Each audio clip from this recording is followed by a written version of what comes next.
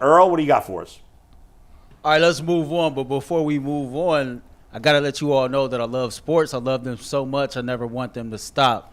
But as the playoffs wind down, we get fewer games, and the sports aren't sportsing like I want them to. FanDuel lets me keep the sports going whenever I want. All I have to do is open the app, dream up bets anytime I'm in the mood. This summer, FanDuel is hooking up all customers with a boost and or bonus daily. That's right, there's something for everyone every day all summer long. Head over to FanDuel.com/UCSS and start making the most of your summer. FanDuel, official sports betting partner of Major League Baseball. So, fellas, a couple of days ago, I'm sitting at home, my phone goes off, and I get one of those good old Bleacher Report alerts. And this alert was a proposed trade that they put together that sent Darius Garland to the L.A. Lakers.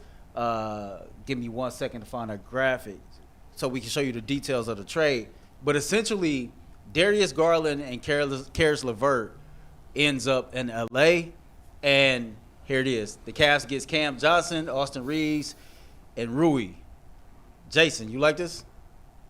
I actually think the Lakers probably say no to that. Just because of the money that Darius is making. He just doesn't have a ton of trade value right now.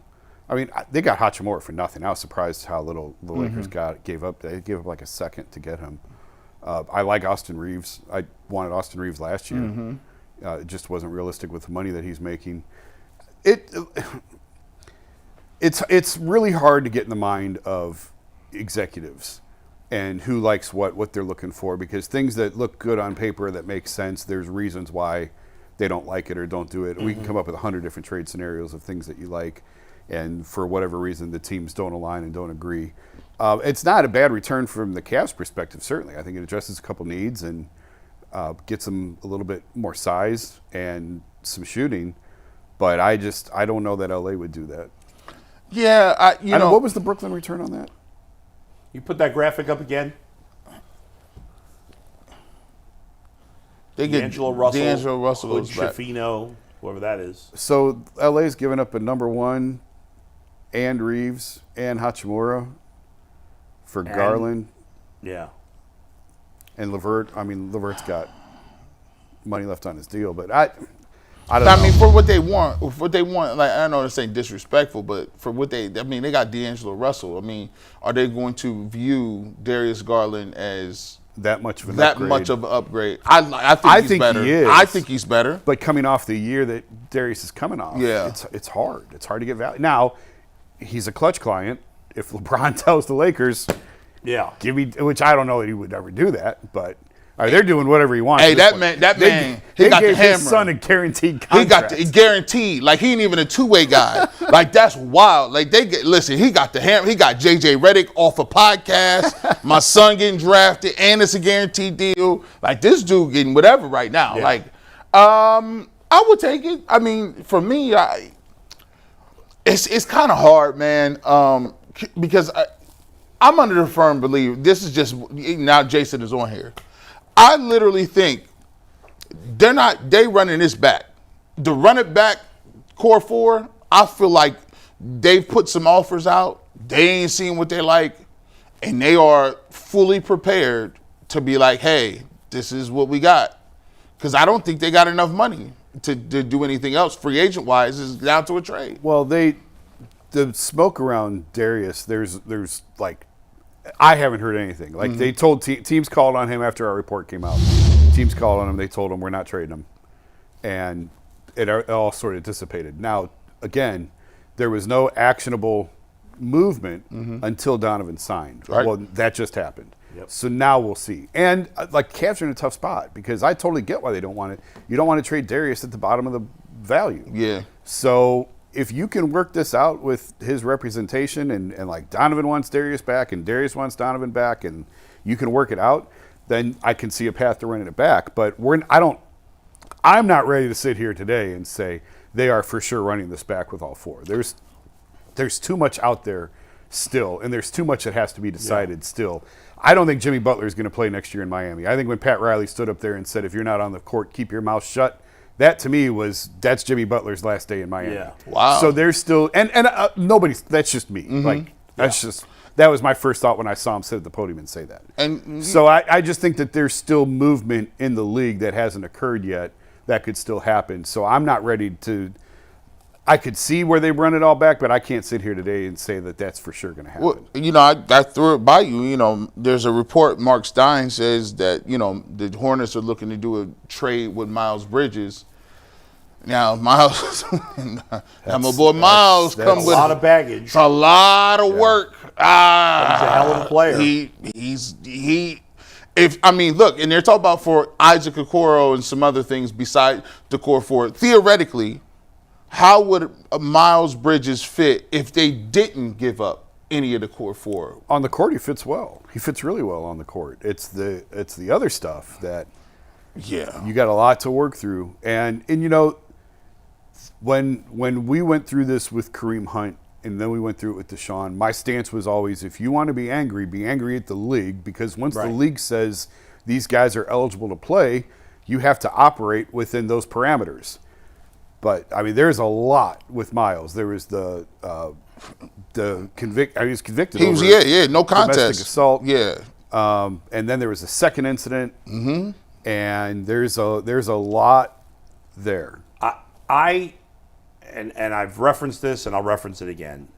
I had a change in heart on these situations 3-4 years ago, even before the Deshaun Watson trade.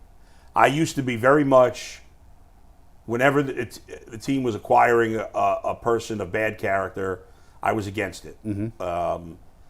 And now I feel like I need to separate. There's too many.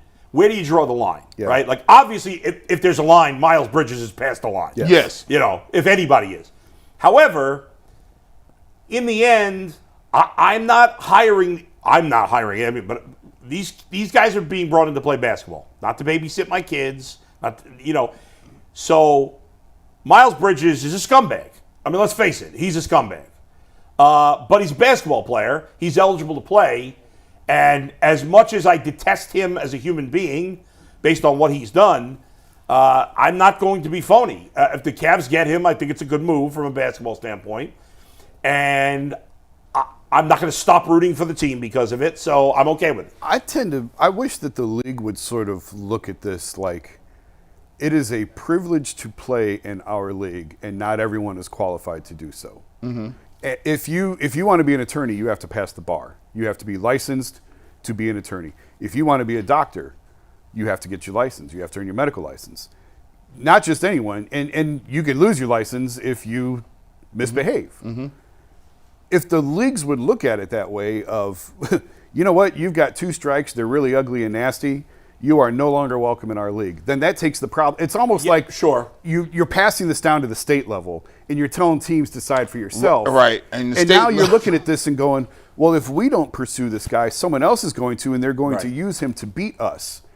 But if the league would handle it and say, you are not eligible to play in this league, that alleviates the problem, but the league doesn't have the guts to do that. No. The league passes it down to the team. In the NFL, listen, you say what you want. You can say what you want about a right to work. Yeah. We're not taking away your right to work. You can go get a job somewhere else.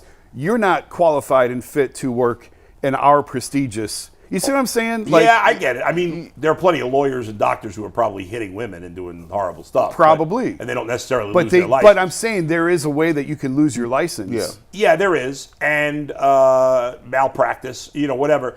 Yes, the league could do that. Maybe they should do that. The bottom line is they don't. Yeah. And I am not going to blame a team. That's where I am. For trying to get better. Once the league says this man is eligible to play in our association, what are you supposed to do? Which tells you what teams think of Trevor Bauer in baseball, that nobody would, because the guy still can pitch. Yeah. And the fact that nobody has signed him. Yeah. And the thing about it, like this, Before you complete that point, I just kind of wanted to go off of what Jason said. This is not a team sport, but you can look at the recent situation with the boxer Ryan Garcia and see how swiftly the WBC made a decision on him going forward. What happened? I don't know anything about that. If people don't know what's going on, he was expelled by the WBC because he was on a live stream using racial slurs amongst other things. Oh, yeah, I did see that. And so, like, when we talk about moral code and things like that, the needle was always moved based on, How how good you popular are. the athlete is, how much money do these guys generate, et cetera, et cetera. So to Jason's point, and to every said league starts making a stance on said player, it's hard to really get into the minutia of why this guy gets a chance, this guy doesn't get a chance, et cetera. And it would wind up in court. If the league said, you are not welcome here, that 100% would wind up in court. Like, I mean, trust me, the Deshaun Watson, I mean, they had whole judges in here. Like, that's, from a perspective of the Cavs, I throw this out to y'all, like, how desperate is Kobe? Because I don't know what his standing is with Dan Gilbert, right? Dan is more active today than he was before. I would be a little alarmed by that if I was Kobe Altman. I don't know that means you got to reach a certain threshold or you're going to get fired. But my thought process would be, how patient is Dan, and what is his expectation level for this upcoming season? I don't know. Dan is much more patient than he used to be, or else everybody would have been fired 3 times by now. So he's much more patient. Okay. But I don't know that we know the answer, because this is really his first go-around where he's back being an active voice. We know he's not the same Dan. He'll never be the same Dan again. That guy is gone. But so I can't tell you what his threshold is and what his patience level is, because we don't know, because he's just coming back.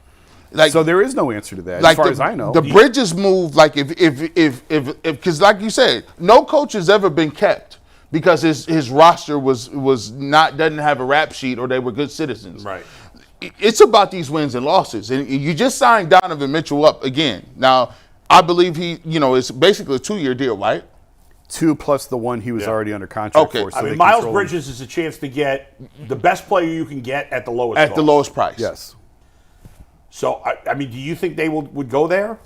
His name has been tied to them for a couple of years now. Yeah. Like, there's been too much smoke around. And full disclosure, I have not talked to anyone over there about him. So I don't know. Like, I haven't talked. It hasn't come up with me. Yeah. But there's been enough smoke around that name with them that makes you think that they've certainly at least kicked the tires, sort of like for what you said, that he's a good player.